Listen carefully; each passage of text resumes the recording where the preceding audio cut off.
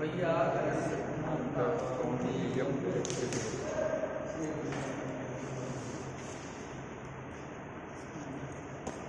कर्म प्रवचनीय संज्ञाओं का अध्ययन हम लोग कर रहे हैं। कर्म प्रवचनीय संज्ञा विधायक सूत्रों के क्रम में अभिरभागे यह सूत्र उपस्थित है। अभिरभागे सूत्र में दो पद हैं, अभि अभागे, ठीक है ना, अभि अभागे, ऐसा इसमें दो पद हैं। इसमें कर्म प्रवचनीय का अधिकार है, उसका प्रथमांतत्वेन विपरिणाम हो जाएगा, तो कर्म प्रवचनीय ऐसा बनता है। तो इस सूत्र के द्वारा कर्म प्रवचनीय संज्ञा का विधान किया जाएगा। किसकी कर्म प्रवचनीय संज्ञा होगी? तो अभी यहाँ कर्म प्रवचनीय यहाँ आ गया,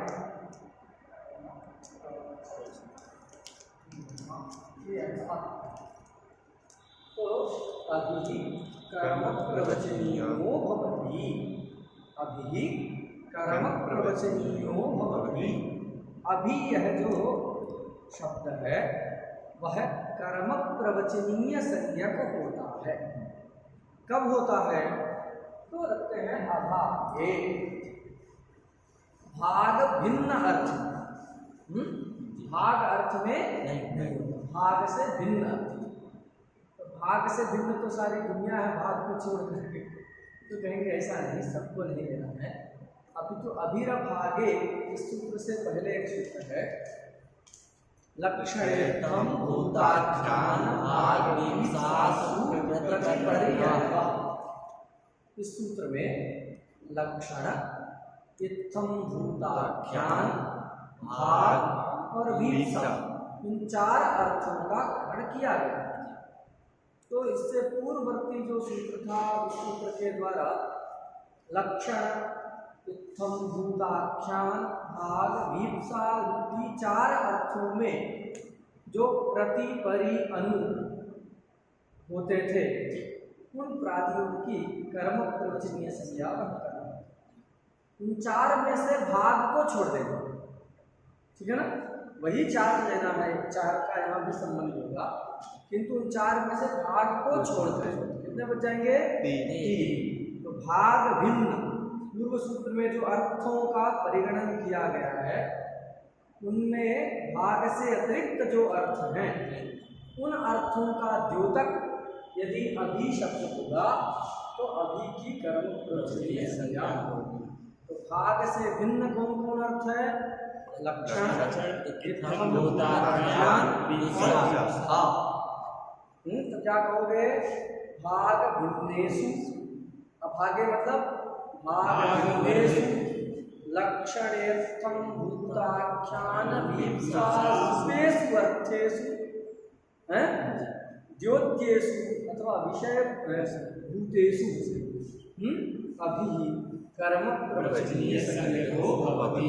एकदम स्पष्ट है ना कि भाग से भिन्न जो लक्षण अथवा इत्थम भूताख्यान या विमसा, इनमें से किसी एक अर्थ का अभी द्योतन करा रहा होगा, अभी के द्वारा इनमें से कोई एक अर्थ द्योतित हो रहा होगा, अभी की कर्म प्रवचनीय संज्ञा होती है।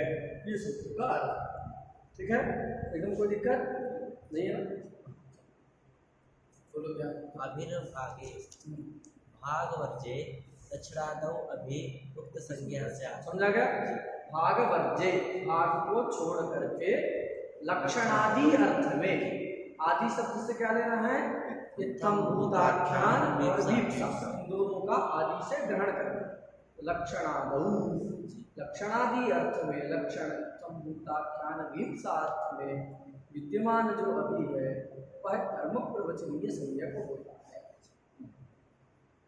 अब एक एक का उदाहरण अंतर्कार करें। तो देखो, लक्षण का पहले उदाहरण, लक्षण का क्या उदाहरण दिया है? हरिम अभिवर्तते, हरि अभिवर्तते, हरि हरिम अभिवर्तते, अभिवर्तते, वर्तते।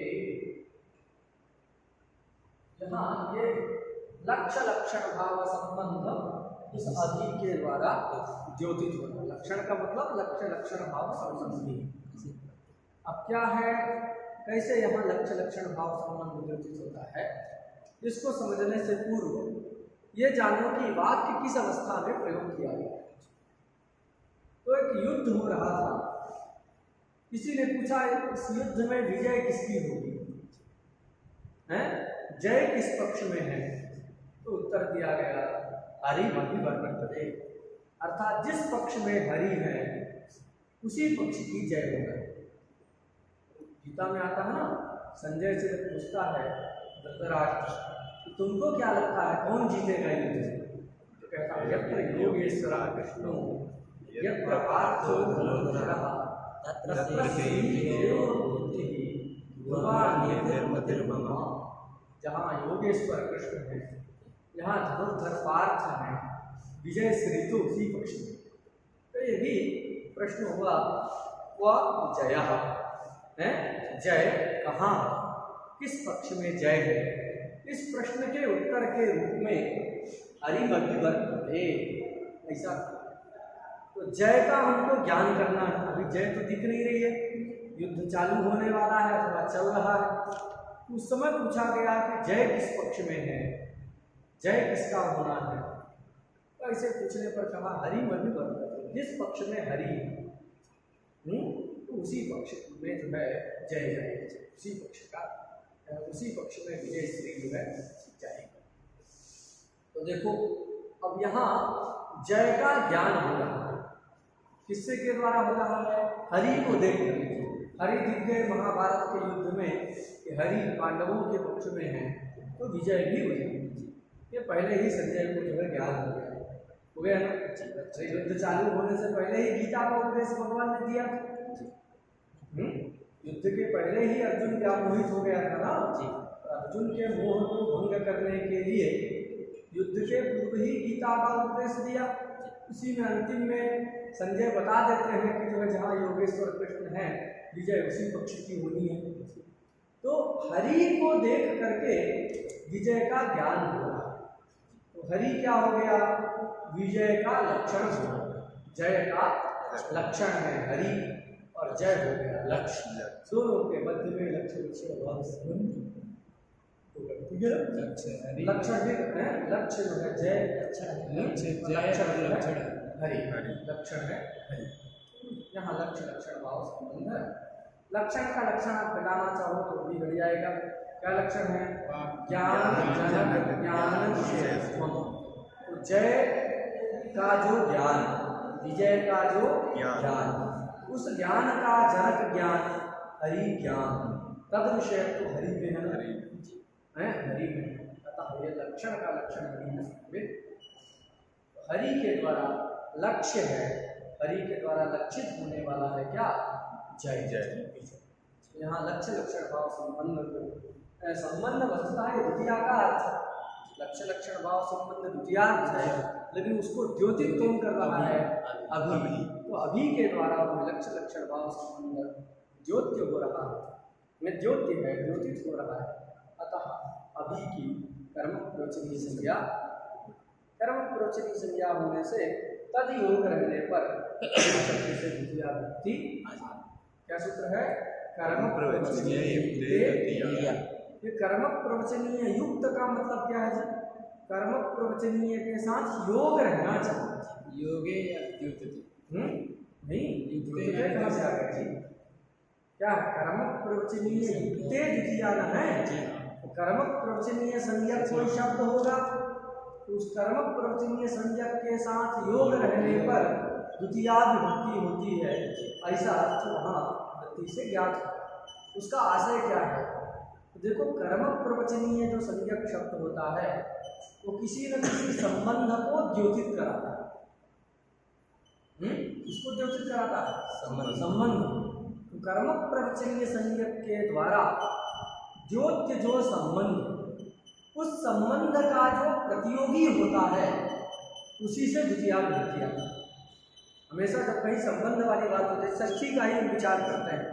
राज्ञः पुरुषः, राज्ञः में षष्ठी है, जी अब वहाँ संबंध क्या है? राजा और पुत्र के मध्य में क्या संबंध है?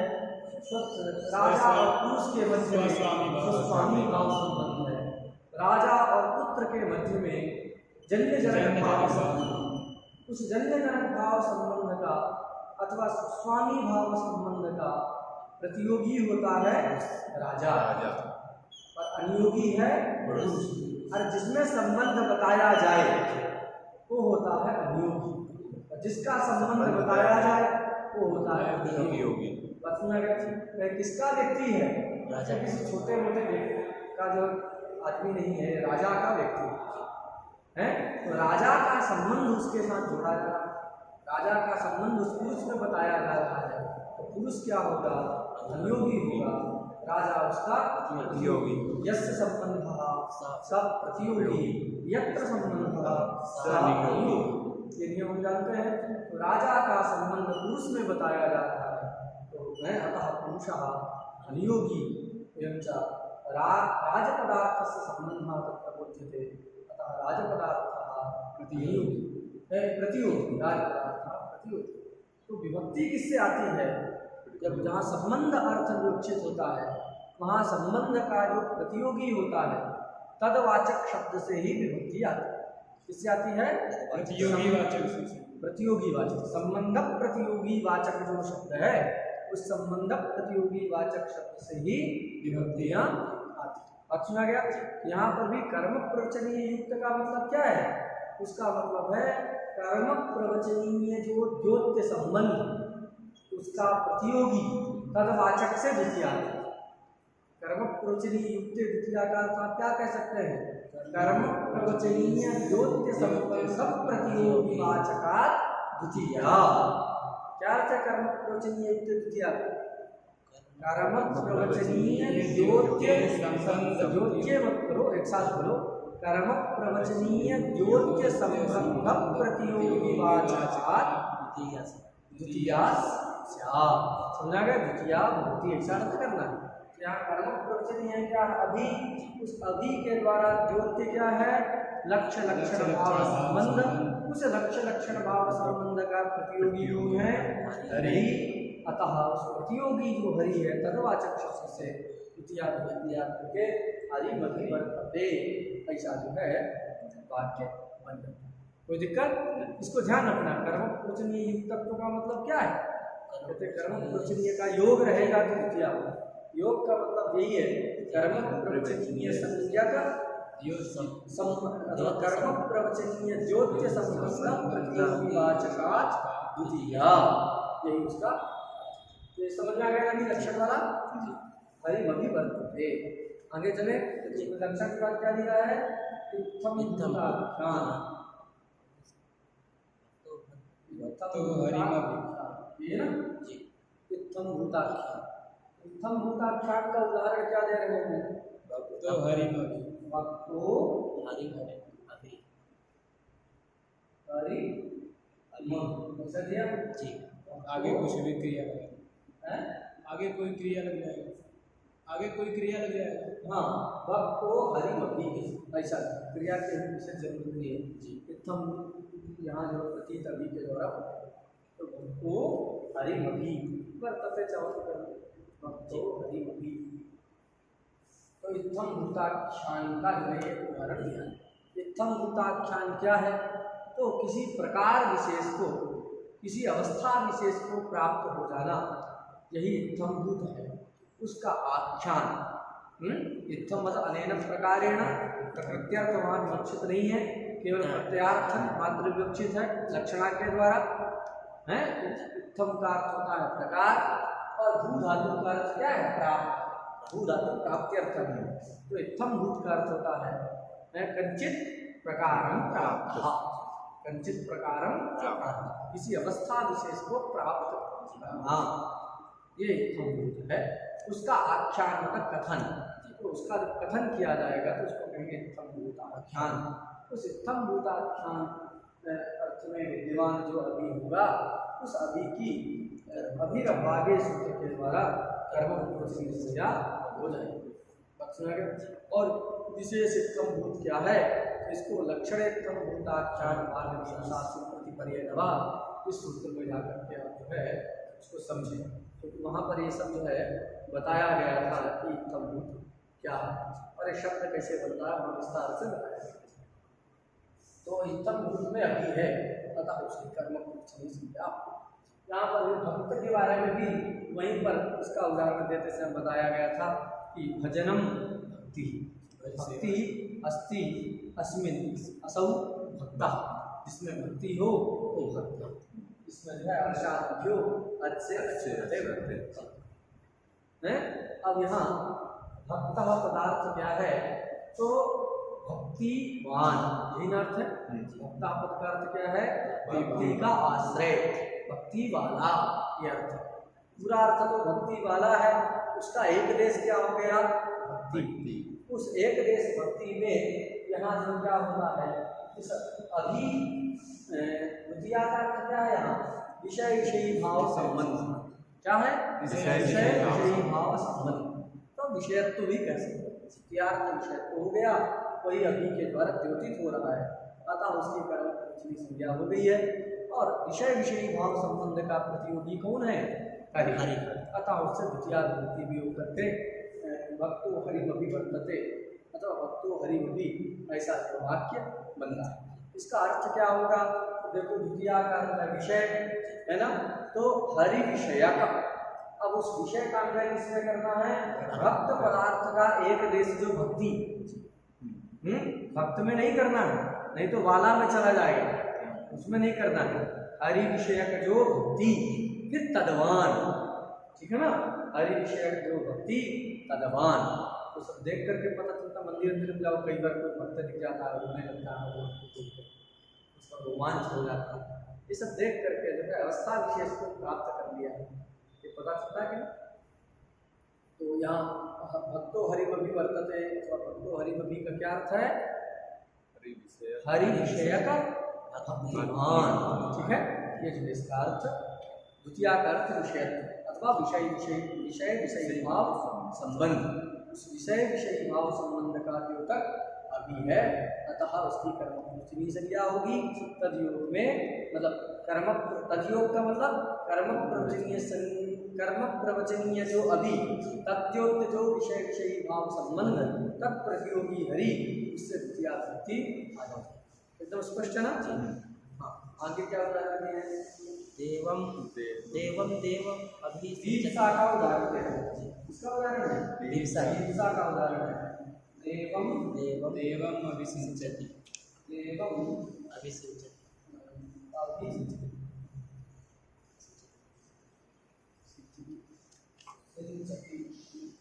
देवम देवम देवम अभिसिंचति। कोई व्यक्ति है वो गंगा जी स्नान करने गया, अब स्नान किया, वहीं जो लोटा लेके गया था उसने गंगा जल भर दिया।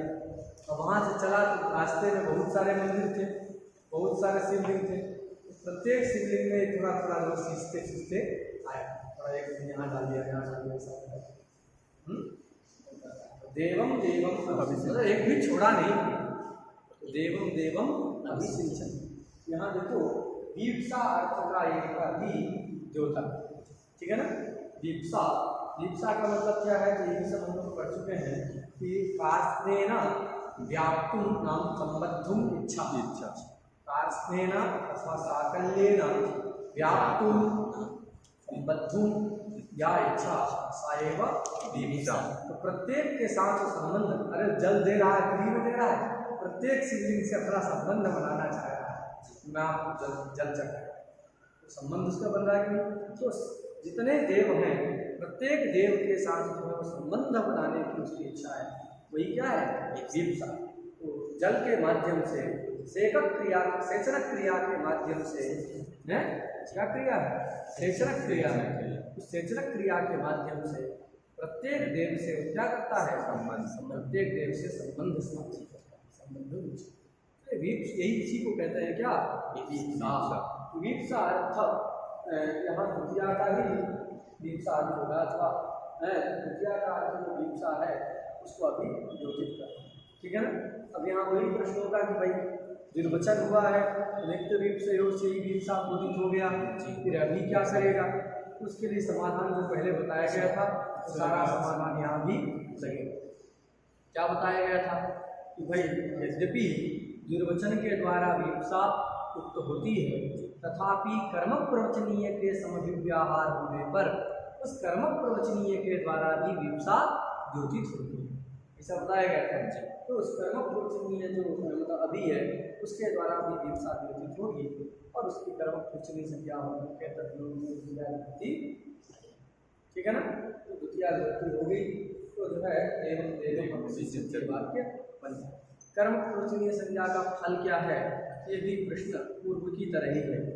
भाई सिंचती का ये देव कर्म है, किसको सींच रहा है, देवताओं को सींच रहा है। तो सेचनक क्रिया का देव कर्म हो गया, तो कर्मत्वादि द्वितीय विभक्ति सुलभ थी, उसके लिए अभी की कर्म प्रवचनीय संज्ञा करने की क्या जरूरत है, यह प्रश्न उपस्थित होगा। उसका समाधान कौमुदी की रीति से किया जाएगा। तो क्या समाधान होगा कि यहाँ पर जो अभी की कर्म प्रवचनीय संज्ञा है वह द्वितीय विधान के लिए नहीं है, अपितु अभी की उपसर्ग संज्ञा और गति संज्ञा का बाध करने के लिए। अभी की उपसर्ग संज्ञा और गति संज्ञा ना हो तो गति संज्ञा और उपसर्ग संज्ञा के बाध के लिए ही क्या किया गया है, उसके बाध करने के लिए गति संज्ञा उपसर्ग संज्ञा का बाध करने के लिए कर्म प्रवचनीय संज्ञा का विधान किया गया। बाध हो गया तो क्या हो गया, यहाँ अभी की उपसर्ग संज्ञा रही नहीं, उपसर्ग संज्ञा नहीं है तो सिंचती के सकार को मूर्धन्य सा नहीं।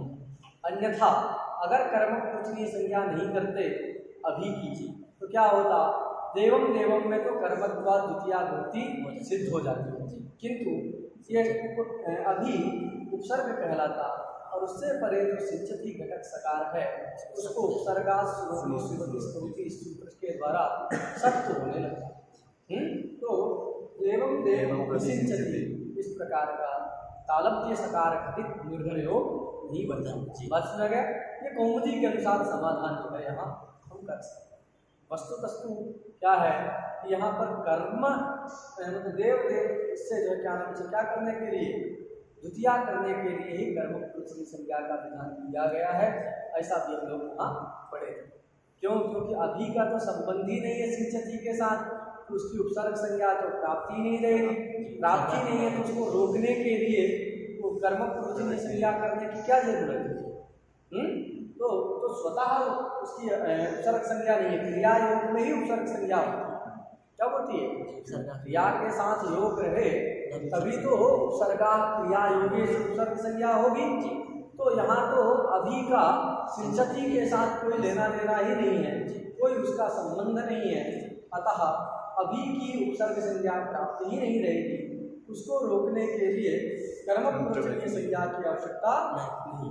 फिर कर्म प्रवचनीय संज्ञा क्यों किया गया, ऐसा प्रश्न तो रहेगा।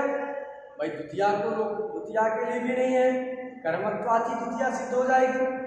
सिंचती का कर्म है, अतः कर्मत्व की विवक्षा होने पर ही द्वितीय हो जाएगी। उपसर्ग संज्ञा को रोकने के लिए भी कर्म प्रवचनीय संज्ञा नहीं है, क्योंकि उपसर्ग संज्ञा प्राप्त ही नहीं है। तो फिर अभी की कर्म प्रवचनीय संज्ञा की क्यों गई, ये ऐसा प्रश्न पदवस्थ रहेगा। उस प्रश्न का उत्तर हमको कहना है कि देखिए, जब कर्मत्व की विवक्षा होगी तब तो सेचनक क्रिया का कर्म होने से द्वितीय विभक्ति कर्मणि द्वितीय से हो जाएगी। बात सुना गया, कर्म संज्ञा होकर के कर्मणि द्वितीय से द्वितीय हो। लेकिन जब कर्मत्व की विवक्षा नहीं है, कर्मत्व की क्या है, अविवक्षा, तो कर्मत्व की अविवक्षा रहने पर भी द्वितीय विभक्ति हो जाए, इसी के लिए अभी की कर्म प्रवचनीय संज्ञा की। नहीं तो कर्मत्व की विवक्षा है नहीं, और यहाँ पर जो है कर्मत्व की विवक्षा न होने के कारण षष्ठी प्राप्त होने लगेगी। उस षष्ठी को रोकने के लिए अभी की कर्म प्रवचनीय संज्ञा की गई है। कर्म प्रवचनीय हो जाएगा तो क्रिया विधान ही इसका वस्तुतः हल है।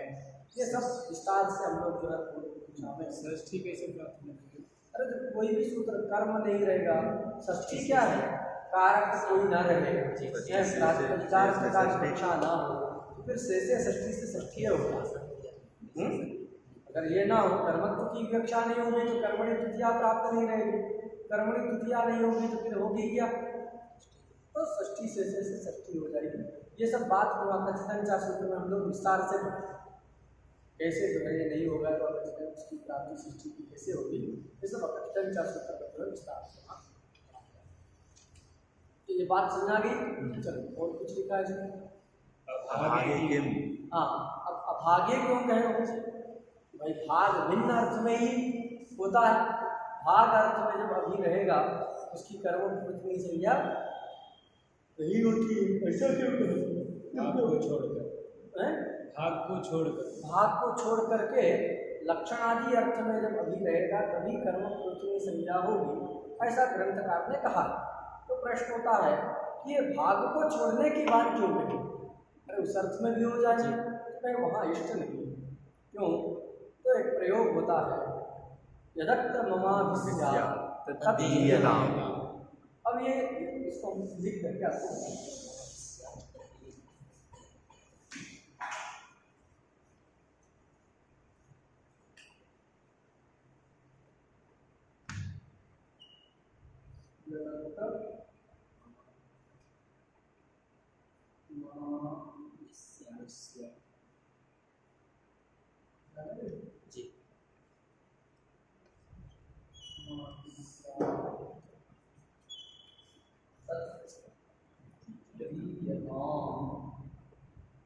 जी जी ये किस स्थिति में वाक्य का प्रयोग किया गया है? पहले ये जानो कि एक जगह बंटवारा हो रहा है। क्या हो रहा है? बंटवारा होता है ना, संपत्ति का जो है पिता की संपत्ति का पुत्रों में जो है बंटवारा होता है। धर्मशास्त्र में दाय विभाग में उसको दाय विभाग कहते हैं। तो एक प्रकरण ही है इसमें, क्या नाम कहीं पढ़िएगा याज्ञवल्क्य की स्मृति में, बड़ा अच्छा विवेचन किया है। तो यदत्र ममाभिस्यात्, तो ये बंटवारा जब चल रहा है तो कोई एक बड़ा जो पुत्र था वो घर में था नहीं, तो बंटवारा जो है सब हो गया, अपना अपना सब ले लिए। तो बाद में आता है तो कहता है इसमें जो हमारा वस्तु हो, तो पहले अपना कर लिए, तो थोड़ा लेट से आया, तो लेट से आया बड़ा व्यक्ति तो सीधे साधे बड़े लोग होते हैं, तो जो है प्रायः सीधे होते हैं। तो जो है जो बड़ा था, बड़ा भाई था, वो कहता है ये इतनी सारी वस्तुएं हैं, इनमें से जो मेरा भाग हो मुझे दे दो। तो यद मतलब यद वस्तु, यद का अर्थ क्या है? यद अत्र, अलग अलग, ठीक है ना।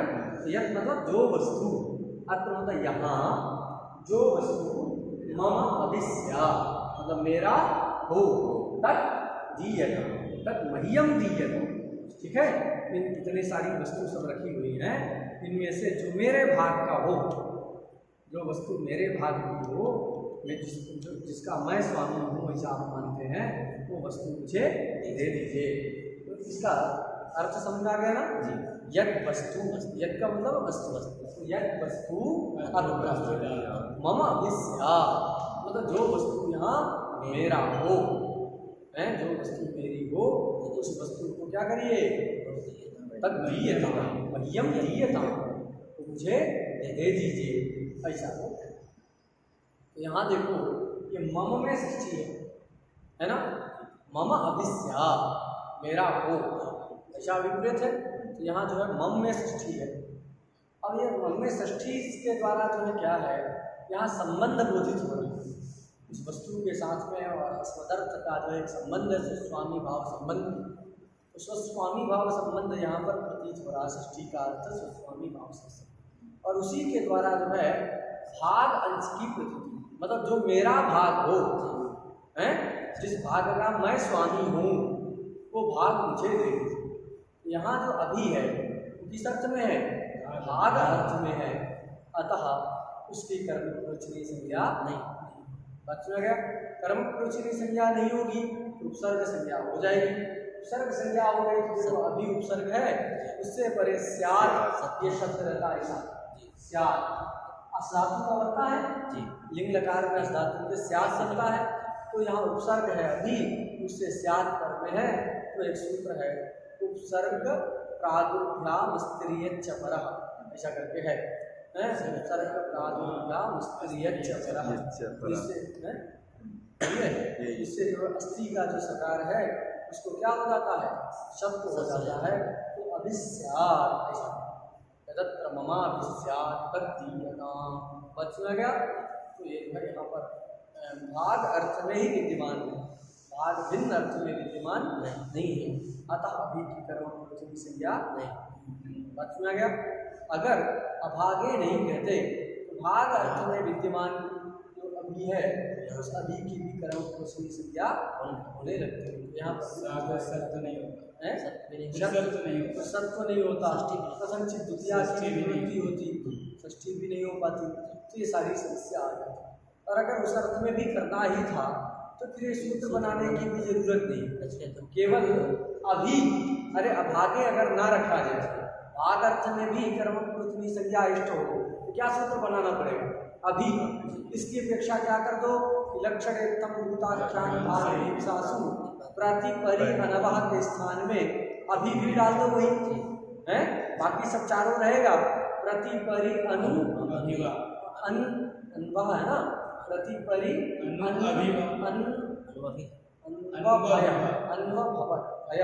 ऐसा कुछ जो बना दीजिए।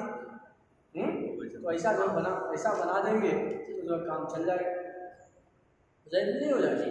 तो अगर भागार्थ में भी करना हो तो अलग सूत्र की जरूरत ही नहीं, आगे रखकर मतलब अलग सूत्र बनाया, इसीलिए बनाया है क्यों, क्योंकि भाग अर्थ में अभी की कर्म नहीं इष्ट नहीं।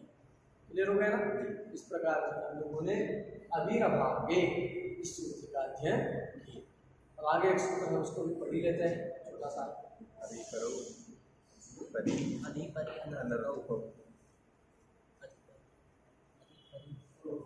सूत्र है अधिपरि अनर्थकौ, अधिपरि अनर्थकौ,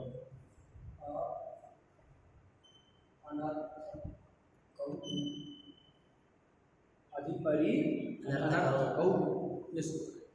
इस सूत्र में भी कर्म प्रवचनीय का अधिकार है, अतः यह सूत्र भी कर्म प्रवचनीय संज्ञा का ही विधान करता है।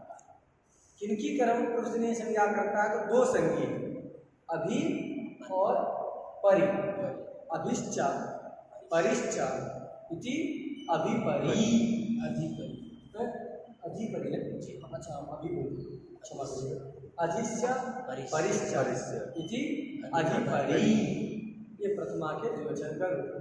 उसी प्रकार अनर्थकौ भी प्रथमा के द्विवचन का रूप है। अधिपरि का विशेषण क्या है? अनर्थकौ। अधिपरि का विशेषण है अनर्थकौ, तो अनर्थकौ अधिपरि है कर्म प्रवचनीयौ स्तः। अधिपरि अनर्थकौ अधिपरि कर्म प्रवचनीयौ स्तः। अनर्थक जो अधि और परि, अनर्थक अधि और परि कर्म प्रवचनीय संज्ञक होते हैं। कहोगे भैया अधिपरि तो ये जो सब प्रादी हैं इनका अर्थ तो होता नहीं है, अरे इनका कोई अपना अर्थ होता है?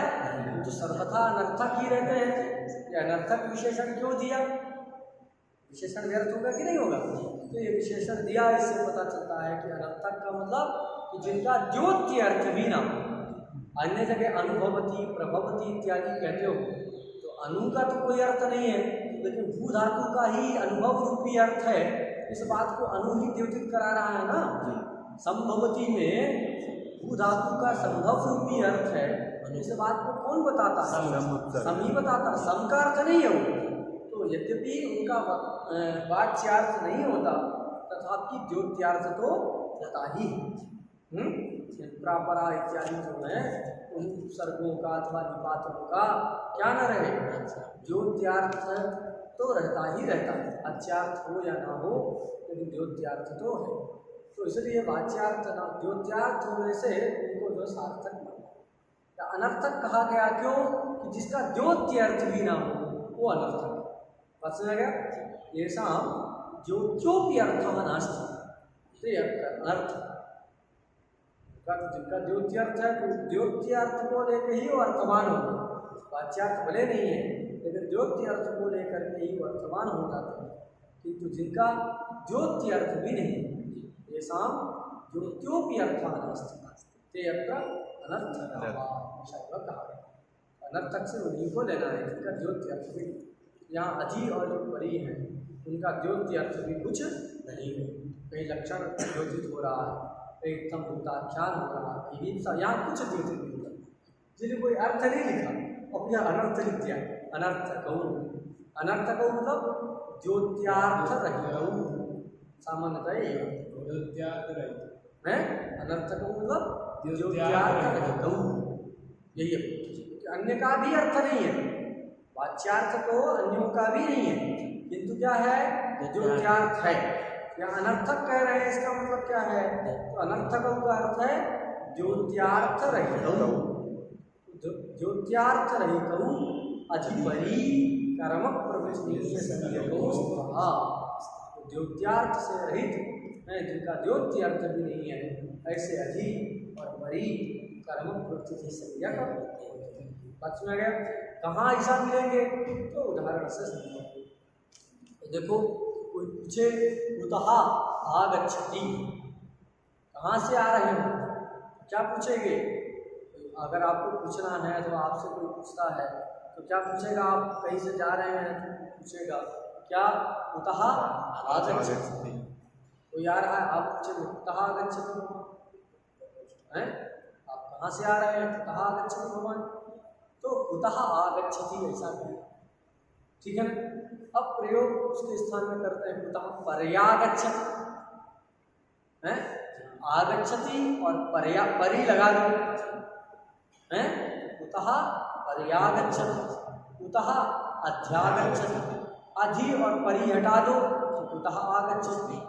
तो जो अभिप्राय है कि कुतः पर्यागच्छति, ये वाक्य कहने से जिस अर्थ का बोध होता है उसी अर्थ का बोध कुतः आगच्छति के द्वारा भी।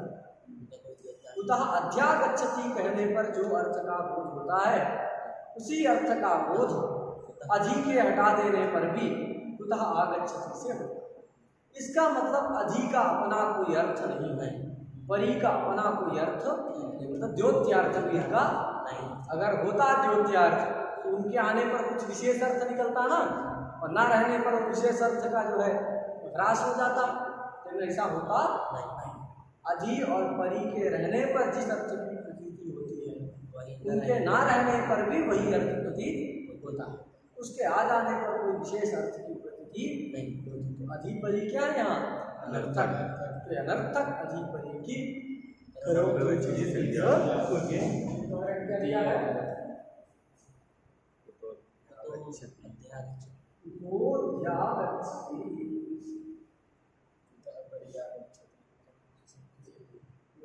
गच्छति कुतः पर्यागच्छति,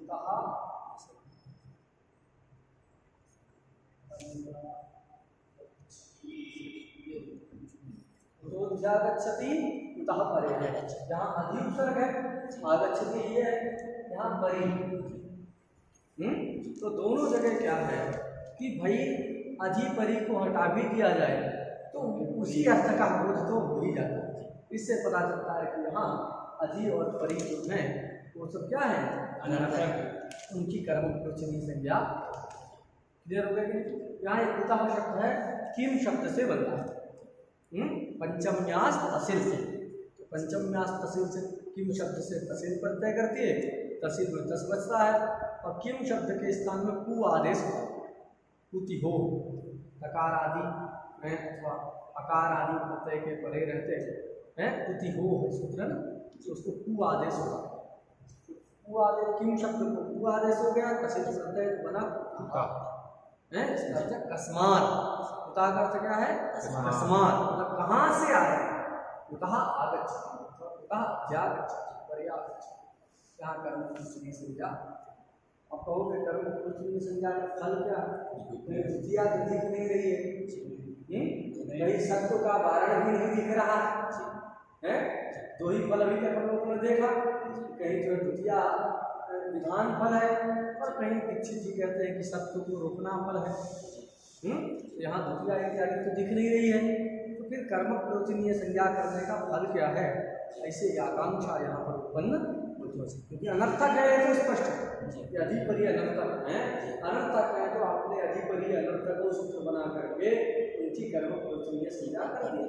किंतु अनर्थकयोः अधिपरयोः कर्मप्रवचनीय संज्ञा विधाने किं भवति फलम्? हैं? कर्मप्रवचनीय संज्ञायाः फलं किमस्ति? इस प्रकार की आकांक्षा यहाँ उसका फल हमको समझना है कि अगर कर्मप्रवचनीय संज्ञा नहीं होगा तो क्या होने लगेगा? तो इनकी उपसर्ग संज्ञा और गति संज्ञा होगी। यहाँ मुख्य फल क्या है? गति संज्ञा को रोकना ही फल। क्या फल है जी?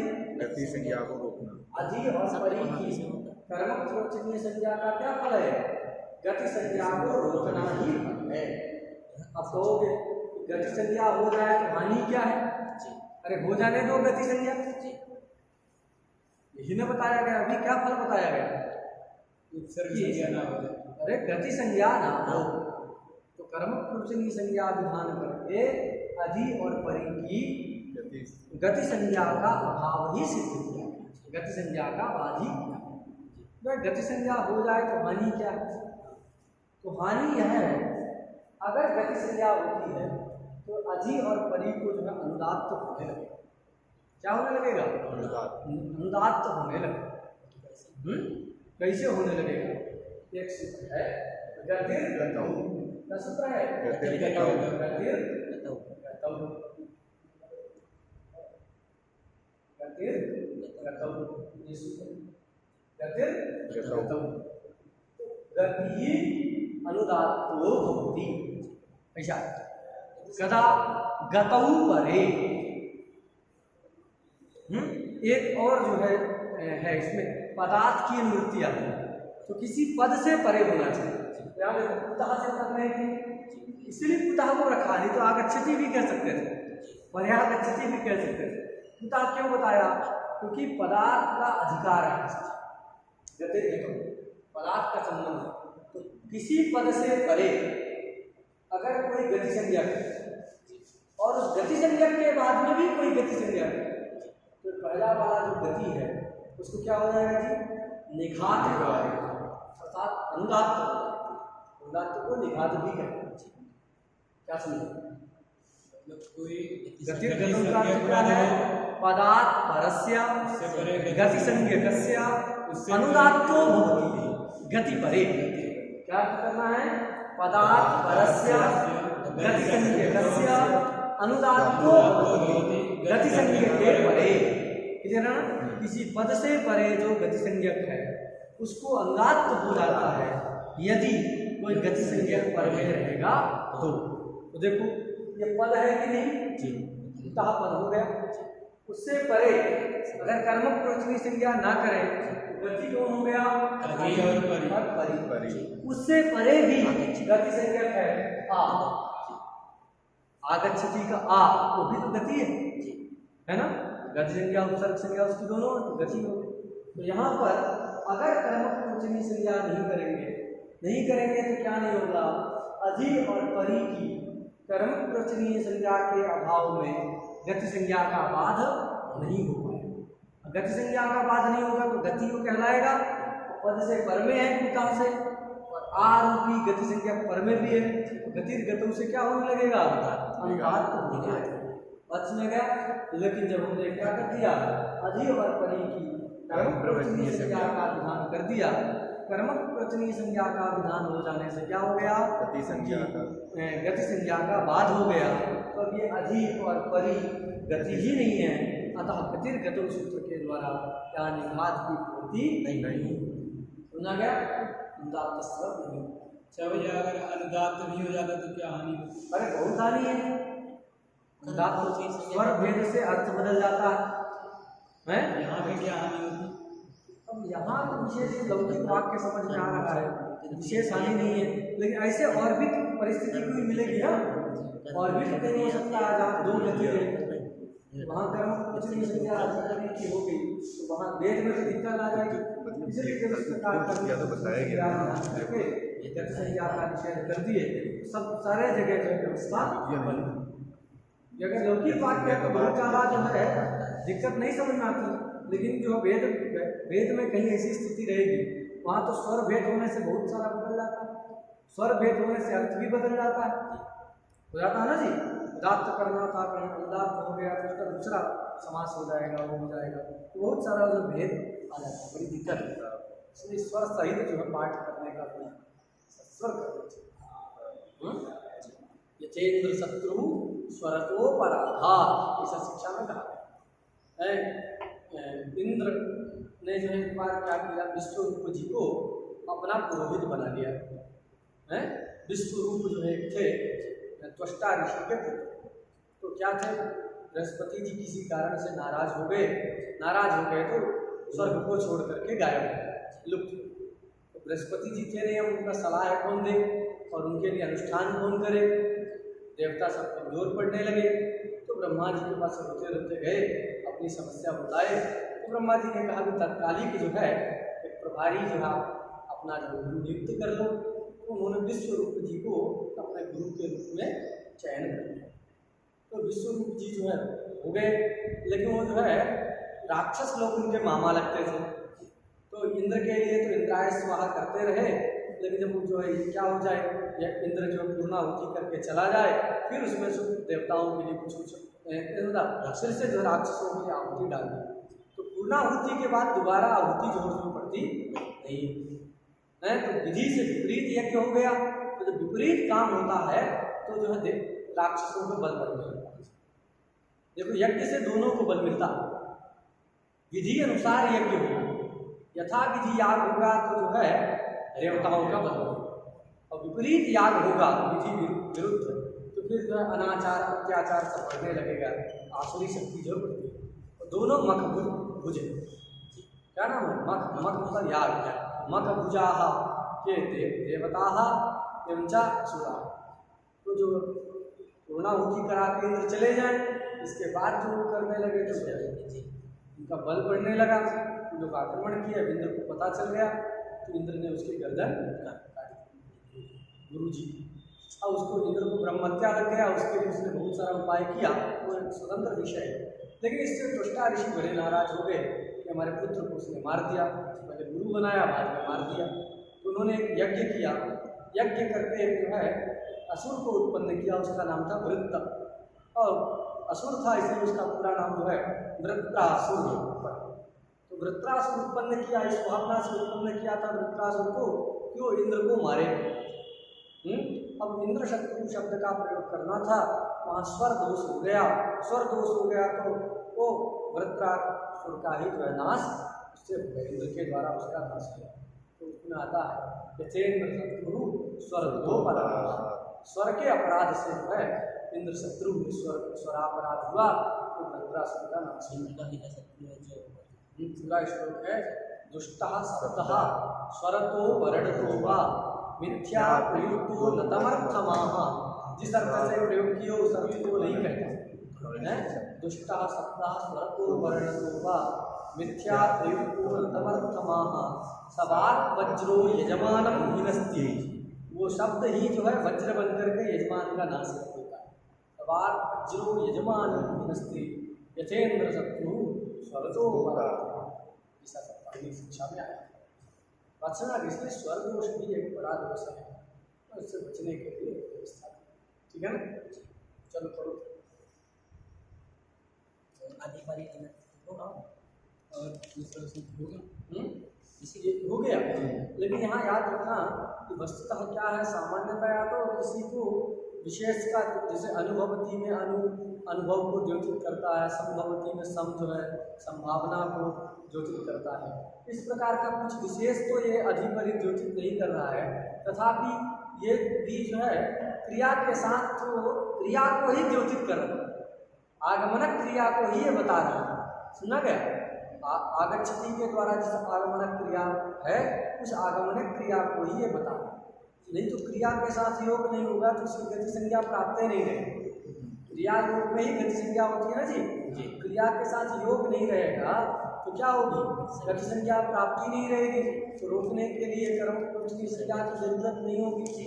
तो कहना है यद्यपि अनुभवती प्रभवती संभवती इत्यादि में अनु सम इत्यादि क्रियागत विशेष को बताते हैं, इस विशेष को वहाँ बताते हैं। तो उस प्रकार का विशेष द्योतकता तो उसमें नहीं है, उस विशेष को द्योतित नहीं करता, किंतु क्रिया को तो कहता ही है। जो आगच्छति से बोध होता है उसी को ये भी कहते हैं। पता है सामान्य क्रिया पद को हाँ, किसी विशेष को नहीं बताता, लेकिन क्रिया सामान्य को बोध कराता ही है। नहीं तो क्रिया योग नहीं होगा तो फिर इसकी कर्म कुछ नहीं, संज्ञा जो है करने का कोई फल नहीं। क्रिया योग नहीं तो स्वतः इसकी गति संज्ञा प्राप्ति नहीं रहेगी, तो रोकने के लिए क्या जरूरत है, कर्म कुछ नहीं सकते। इसलिए ये तो कहना है कि क्रिया के साथ योग तो उसका ठीक है ना। तो आज हम लोगों में दो सूत्र पढ़ा, कौन? अभिरम आगे, अभिरम आगे, अनर्थ, अनर्थ, दो सूत्र